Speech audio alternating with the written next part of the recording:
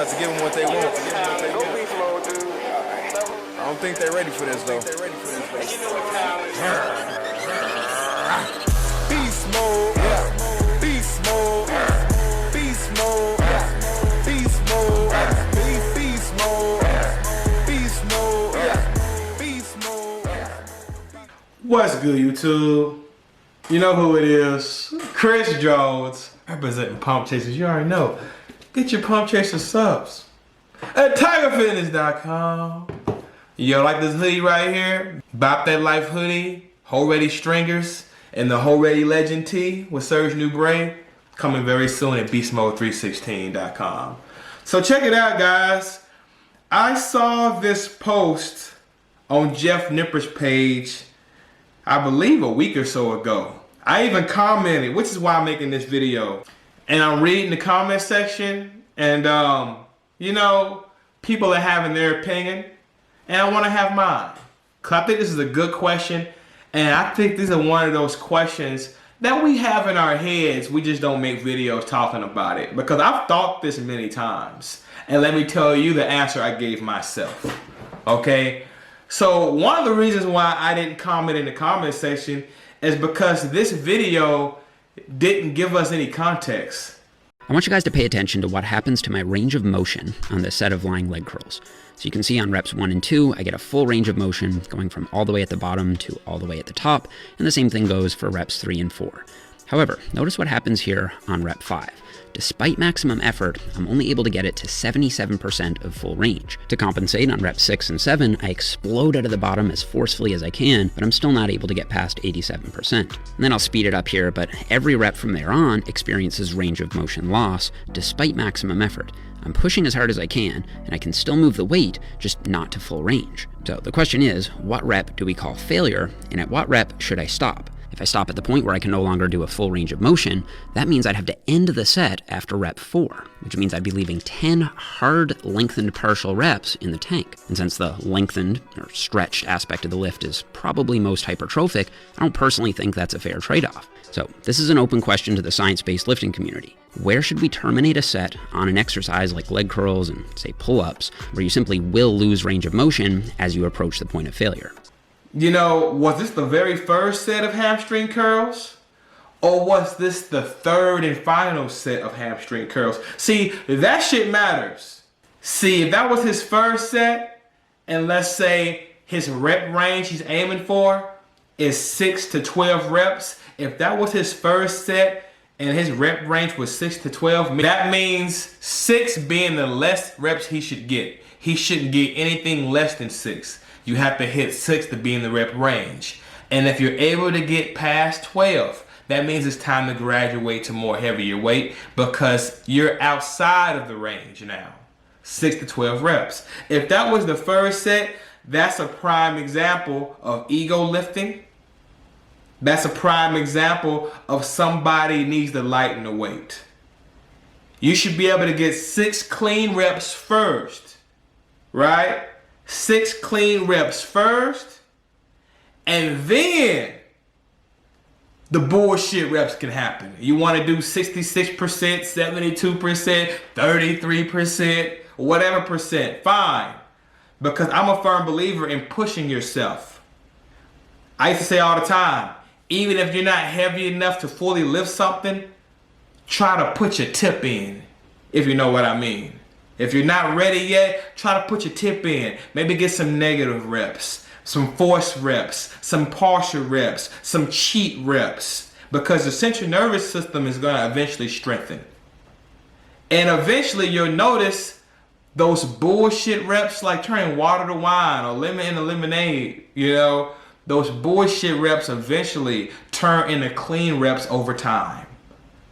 But you gotta be careful, because you can hurt yourself doing reps that aren't clean. That's a chance that some of you may or may not be willing to take, but if you do cheat reps, at least try to control the negative to some degree.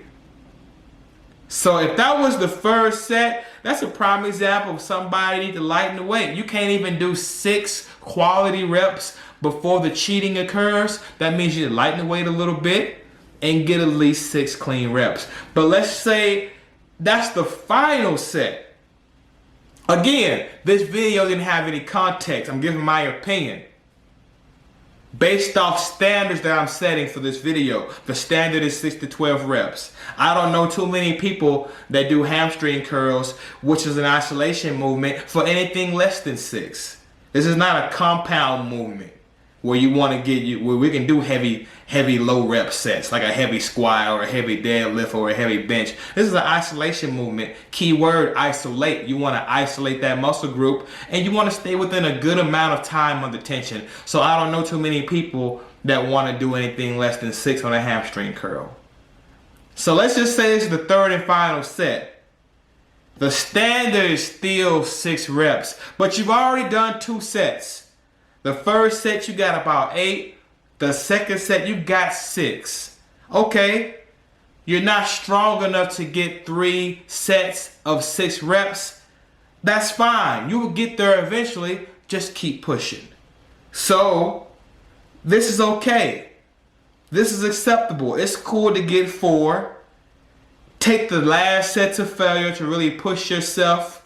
Keep that time under tension coming. Eventually, you'll go from doing 4 clean reps to 10 bullshit reps. That's 14 reps total. Eventually, we're going to math is a universal language. We're going to reduce these fractions. And it's going to eventually be 6 clean reps. Eventually. You just got to keep pushing. But don't you dare go any heavier until you're able to do at least 3 sets, 8 reps each. If 6 is the minimum, let's try to get 3 sets of at least 8 reps or more before we even think about going heavier. This is where you gotta be honest with yourself. And this is when you gotta keep a journal. I have no problem counting those as reps as long as you know for a fact, don't believe your own bullshit. Don't believe you just did 14 good reps. You did 4 real reps and 10 bullshit reps. So technically your first set was 8, your second set was 6, and this set was 4. That's it. We gotta track the good reps for progressive overloading principles.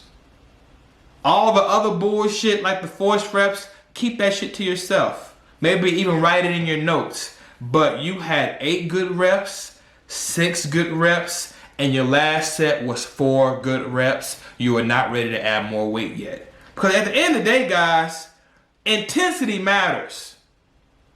Unfortunately for the science crowd, we don't tend to value intensity as much as we value these numbers. Because numbers is what we can actually measure. You can't measure somebody's heart. You can't measure somebody's mind-muscle connection. Remember, the human body has a shitload of systems. The endocrine system, the skeletal system, the lymphatic system, circulatory system. The neuromuscular system is when the neurons from your brain, the neurons from your central nervous system is connecting with your muscles, using the nerves. That is literally mind-muscle connection. You literally build your mind-muscle connection. Just like you build your muscles, you can also build your mind-muscle connection. So with that said, you can't measure how hard somebody's really squeezing their muscles. Which is why you have a lot of bodybuilders who aren't even crazy strong, but they have great physiques. You don't know how deep he's squeezing his muscles. Imagination is more powerful than knowledge. Einstein told us that. Whose word you gonna take? Some people on Instagram or YouTube, or one of the geniuses of our generation? I'm gonna take notes from the genius. That man said imagination is more powerful than knowledge. And when you use your mind-muscle connection, you are literally using your imagination. That's why we gotta pose. When you pose, practice your posing, you're building your connection with your neuromuscular system. Using what? Isometrics. Remember, there's 3 contractions. The eccentric contraction, which is why negatives matter.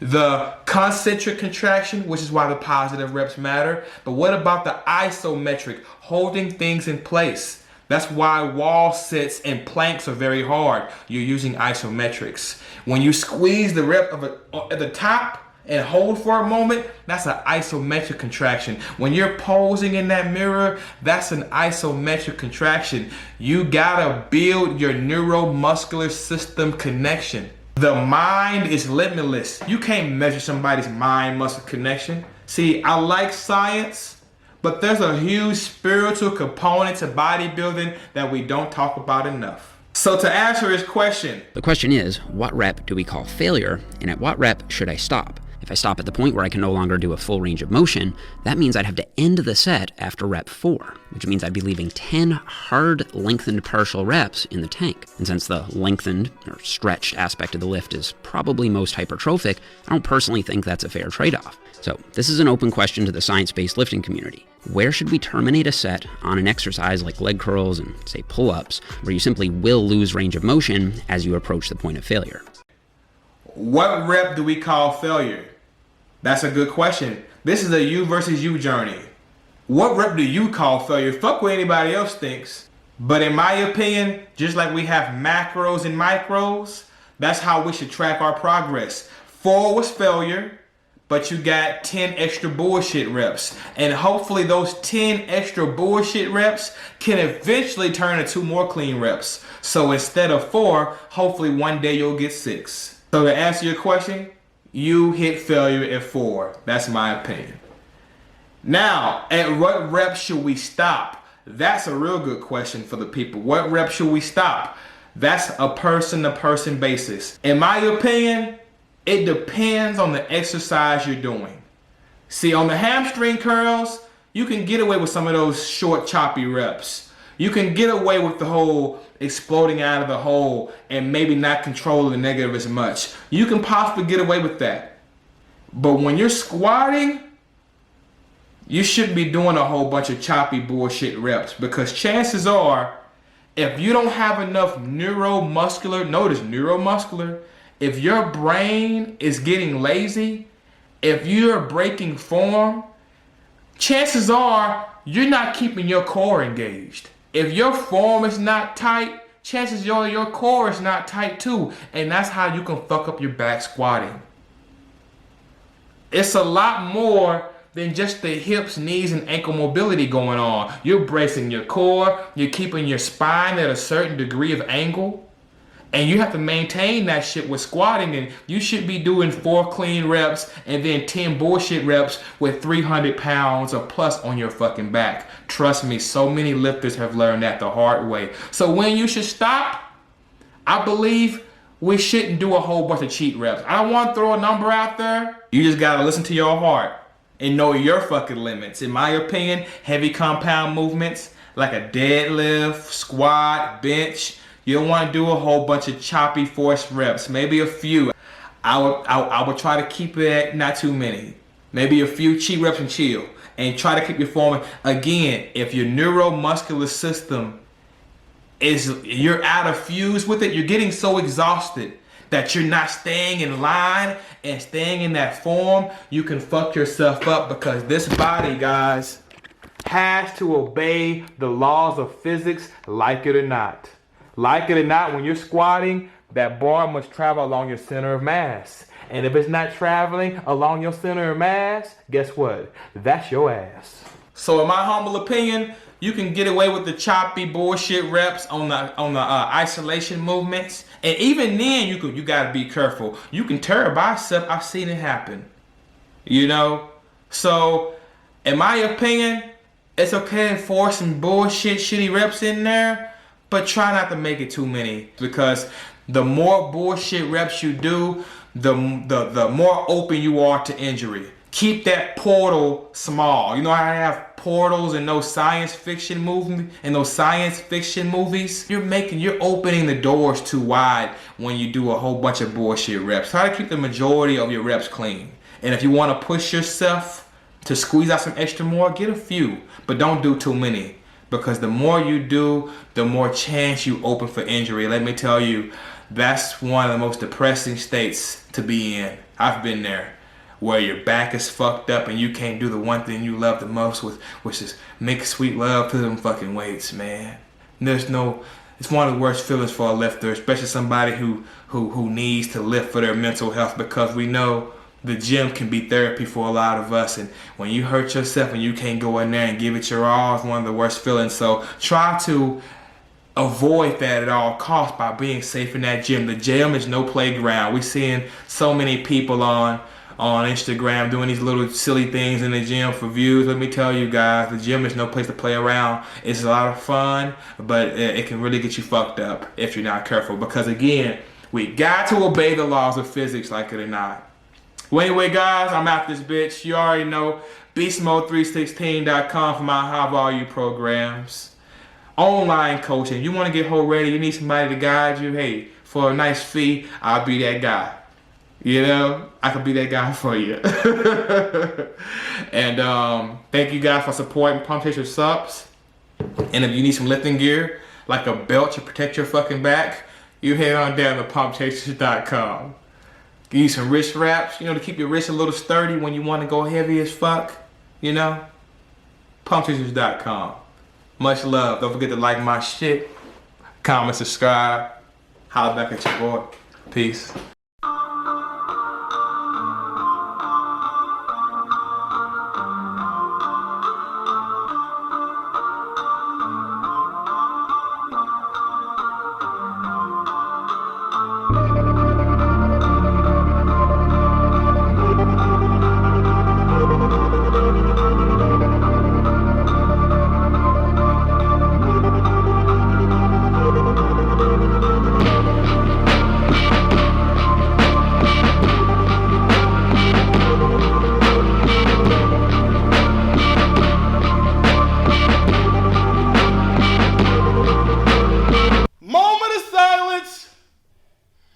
We need a moment of silence before we fuck up these weights.